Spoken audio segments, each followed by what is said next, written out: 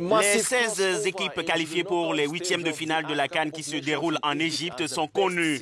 Les matchs d'hier soir étaient riches en suspense avec beaucoup de déceptions. Les qualifiés rendent la compétition plus excitante. Merci de vous joindre à nous. La Guinée-Bissau et la Mauritanie ont été les grands perdants qui n'ont pas profité des pronostics, tandis que l'Afrique du Sud et le Bénin ont occupé chacun la troisième place de leur groupe. Commençons par le groupe E, où le Mali a réussi à conserver sa première place grâce à sa courte victoire sur les Palancas Negras d'Angola.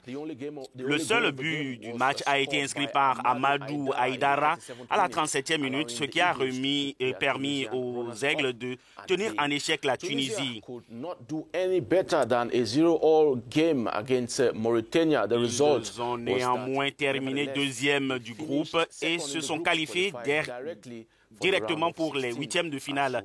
Et comme vous le verrez dans le tableau, le Mali, avec 2 victoires et un match nul, fait figure de meilleure équipe ouest-africaine de la compétition.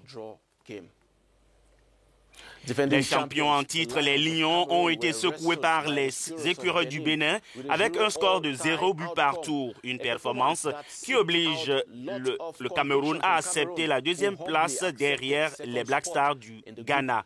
Les Lions indomptables qui avaient commencé à défendre leur titre sur un rythme rapide avec une victoire de 2-0 lors de leur premier match ont finalement enregistré 2 nuls vierges successifs, tandis que le Bénin s'est classé parmi les meilleurs troisième. Clarence Sidoff et Michel Duzier ont réagi après le... Je suis très satisfait parce que nous sommes au tour suivant. Nous sommes déçus car nous voulions gagner le match.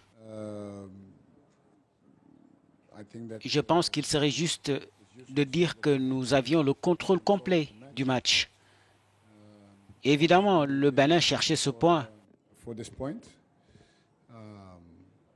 Nous devons améliorer quelques détails, en particulier dans la dernière partie du terrain, pour être un peu plus intelligent et pour créer plus d'occasions.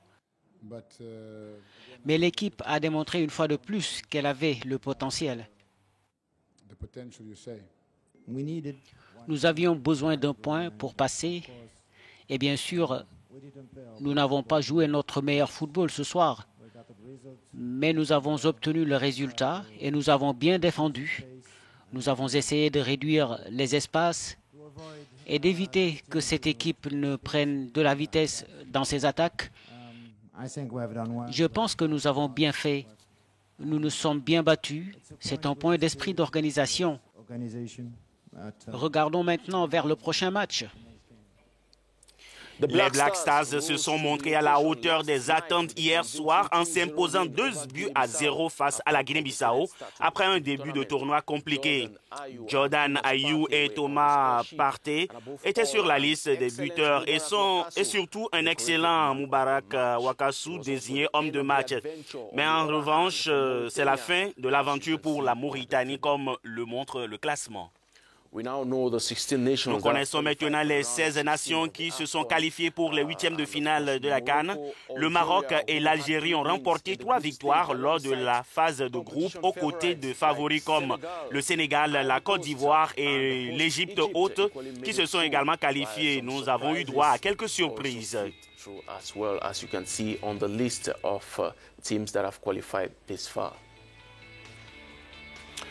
Des tactiques à couper le souffle, des opportunités de vengeance pour les autres. Voici ce à quoi s'attendre de la part de l'Égypte ce week-end.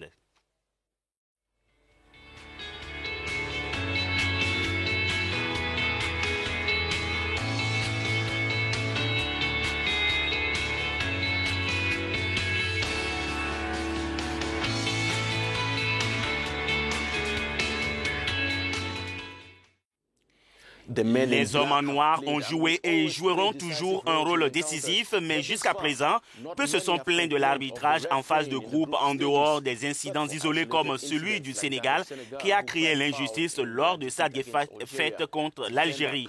Le défenseur Kalilou Koulibaly confirme ce point de vue et estime que des améliorations sont nécessaires.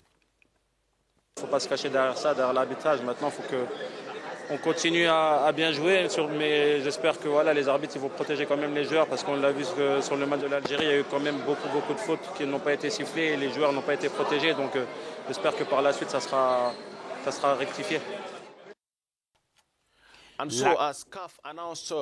Et comme la CAF l'a annoncé avant la compétition, le système d'assistance vidéo à l'arbitrage sera utilisé lors des quarts de finale. C'est clair qu'il sera le bienvenu. Autre forfait après Atsou du Ghana et Keita de Guinée. Le gardien sénégalais Edouard Mendy a été exclu pour le reste du tournoi.